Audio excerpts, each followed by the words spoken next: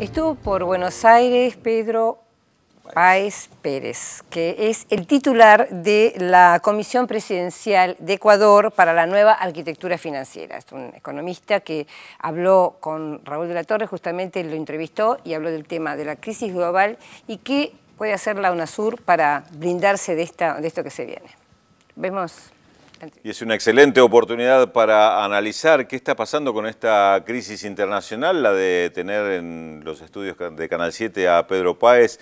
Él es titular del Comité de la Presidencia de Ecuador para la nueva arquitectura financiera. Está de visita en el país, como tantas veces afortunadamente lo tenemos por aquí. Pedro, bienvenido. Muchas gracias. Encantado. Y un gusto poder tenerte para una entrevista para Visión 7 Internacional, para hablar de esta crisis y en principio de preguntarte cómo estás viendo esta crisis europea, con respuestas que en lo económico parecieran ser de profundización de la recesión, en lo financiero no parece que fuera una solución para las deudas soberanas y un interrogante de si es una solución o no para los bancos acreedores, ¿no? Bueno, yo creo que es muy claro que las medidas que se están tomando no tienen como objetivo fundamental lo que pretenden ser, ¿no? Es decir, las políticas de austeridad en el plano técnico se mostraron absolutamente fallidas. En el caso de América Latina la evidencia es abrumadora, pero en todo el sur se tienen respuestas del mismo tipo.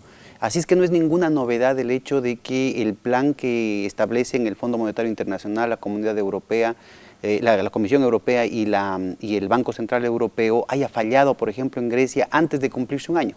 Hoy por hoy ya todo el mundo reconoce que es un fracaso, porque el problema fundamental no pasa por la argumentación técnica de que esto va a resolver el déficit fiscal. Al contrario, las políticas de austeridad en un plano de recesión atacan la base impositiva, debilitan todavía más la economía y por tanto reducen las recaudaciones, como se está evidenciando en el caso de Grecia y como se evidenció en el caso de todos nuestros países, la propia Argentina, el Ecuador, miles de veces, ¿no?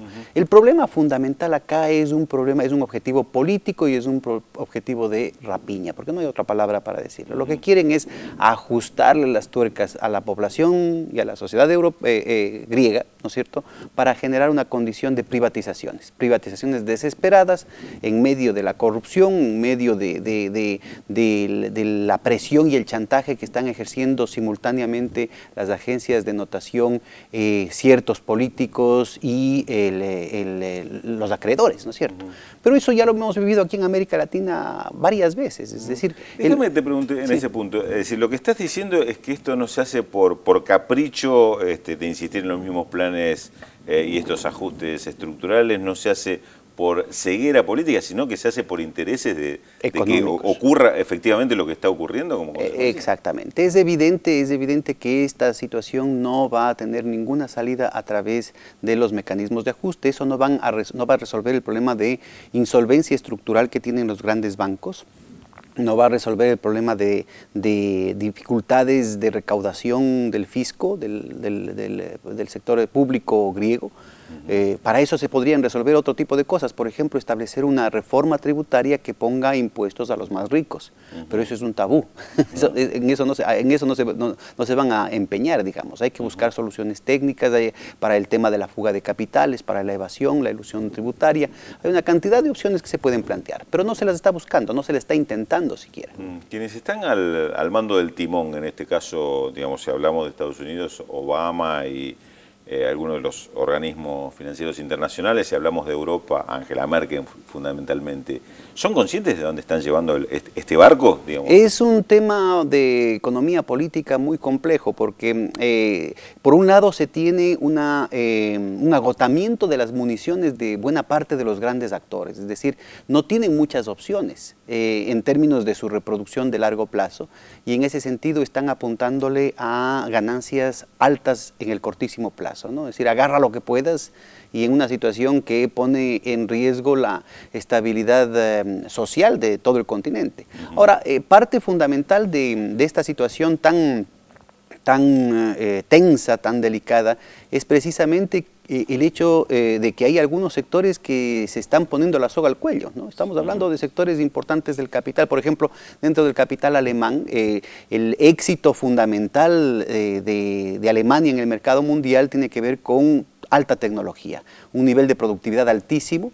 Estamos hablando de un costo por trabajador que es más del 150% el índice de lo que sería en los Estados Unidos, por ejemplo, y sin embargo Alemania es el primer exportador mundial, por encima de China, sí, ¿no? Y la relación salarial con respecto a China es, pero fenomenal, o sea, es una diferencia enorme.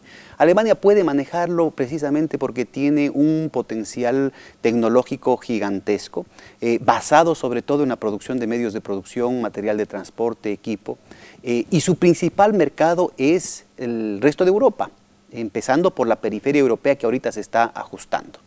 Yo creo que los efectos que se tuvieron con las políticas de ajuste aquí en América Latina no son nada en comparación con lo que va a darse en Europa, porque América Latina es un continente desarticulado productivamente, Europa no.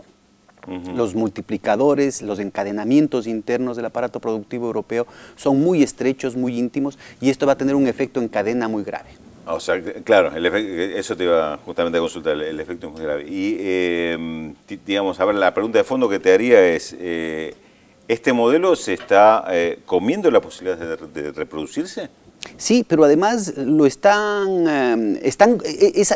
reducción de las posibilidades de reproducirse es fruto de una situación autoimpuesta. Es decir, no es cierto que estén en un callejón sin salida. De hecho, la economía continental europea, sí, desde muchísimos criterios, está en una situación relativamente mejor, pero con bastante fuerza, frente a lo que sería el eje anglosajón, ¿no? En el que la clave de la reproducción de los grandes capitales está ligado a la especulación financiera, sobre todo con derivados financieros. Es decir, un proceso de estructuraciones sobre estructuraciones. En el caso de la Europa continental, la vinculación del capital financiero con el capital productivo monopólico es mucho más estrecha, una relación mucho más sana, y es eso lo que se está matando ahorita, en un proceso más bien político de traslación del eje fundamental de reproducción, no solamente de esos grandes capitales, sino del conjunto de la sociedad hacia posiciones rentistas. Es una situación verdaderamente muy grave, con serias consecuencias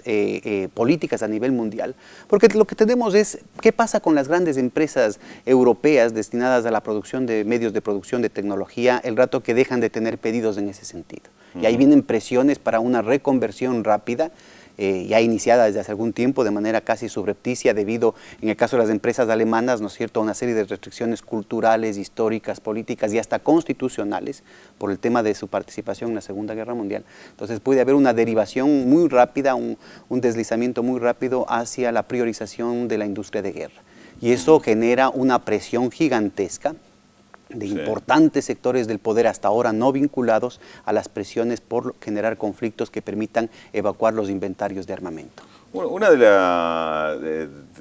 las formas en que se está planteando este tipo de políticas de ajuste es tratar de competir en los mercados financieros con los capitales especulativos en Europa. Se está tratando de decir, hay un apoyo muy fuerte de las bancas centrales hacia los países en crisis, hacia los títulos de estos países, títulos de deuda de estos países, entonces tratar de ahuyentar los capitales especulativos de esos mercados. ¿Esto puede repercutir en cuanto a esos capitales pueden buscar otro destino para hacer su especulación? Sí, por ejemplo, ¿para América Latina esto es un riesgo? Ese es un riesgo, pero además hay que ubicar que esta situación de especulación es un tema montado. Es decir, estábamos hablando del caso de Grecia. Grecia tiene el tamaño de lo que sería la economía del estado de Alabama en el caso de los Estados Unidos.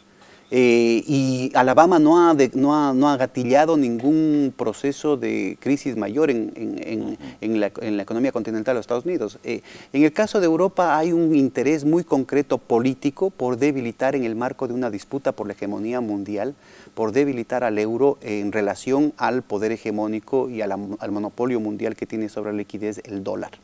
Entonces, tenemos que ubicar también las debilidades y las vulnerabilidades de América Latina en ese contexto. América Latina siempre ha sido visto como el patio trasero de los Estados Unidos, y los procesos políticos que se han dado en América Latina en la última década al menos, están generando, ¿no es cierto?, un cuestionamiento a ese tipo de poder unipolar que está pretendiéndose sostener desde los Estados Unidos. Así es que aquí es necesario sopesar el riesgo que significa el éxito que hemos tenido hasta ahora en sortear con relativa facilidad los vericuetos de la crisis y la acumulación de activos financieros y productivos tan importante que el continente ha adquirido en los últimos años. Y por otro lado, el peso político y geopolítico de lo que significaría un proceso de desestabilización sobre el continente que puede cambiar totalmente la coyuntura, ¿no? Además, por el hecho de que los procesos de integración en el continente han estado hasta ahora reducidos a casi a su mínima expresión, es decir, al plano básicamente comercial en la perspectiva de libre comercio, ¿no?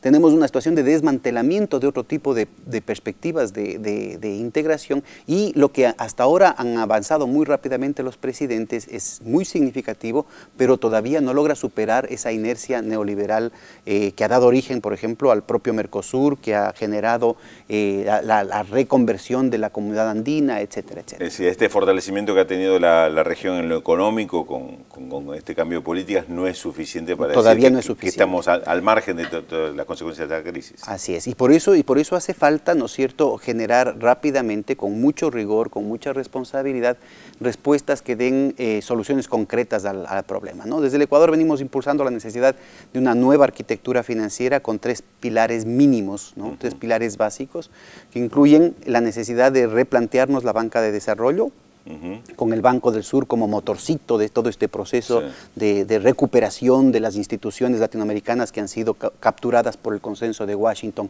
capturadas por esa lógica que ha desnaturalizado el objeto y la noción misma de desarrollo. Tener en segundo lugar una moneda regional que nos permita evitar la utilización del dólar cuando la estamos utilizando de manera innecesaria en una cantidad de transacciones entre nuestros propios países, que nos permita evitar la utilización del sistema bancario y del sistema informático norteamericano y de la banca norteamericana para transacciones que las podemos hacer en una conexión directa entre bancos centrales, en una conexión que permite tener otro tipo de relación con la banca privada en el continente, generando mercados mucho más eficientes, que operen de manera mucho más ágil, precisamente reciclando los recursos que estamos generando acá. No hay tal desesperación por el ahorro extranjero, eso es un mito. Y finalmente necesitamos establecer una red de seguridad financiera que permita armar una línea de defensa frente a la posibilidad de ataques especulativos, que permita garantizar que los actores, tanto públicos como privados, tanto grandes como pequeños en el continente, van a tener las garantías, las tranquilidades que les permitan apuntar a largo plazo, ¿no? Pedro Páez, te agradecemos muchísimo esta participación tuya en gracias. Misión 7 Internacional, y como siempre sos muy bienvenido vos y todos los conceptos que nos ayudan a pensar la crisis desde otro lugar. Muchas gracias. Muy gentil.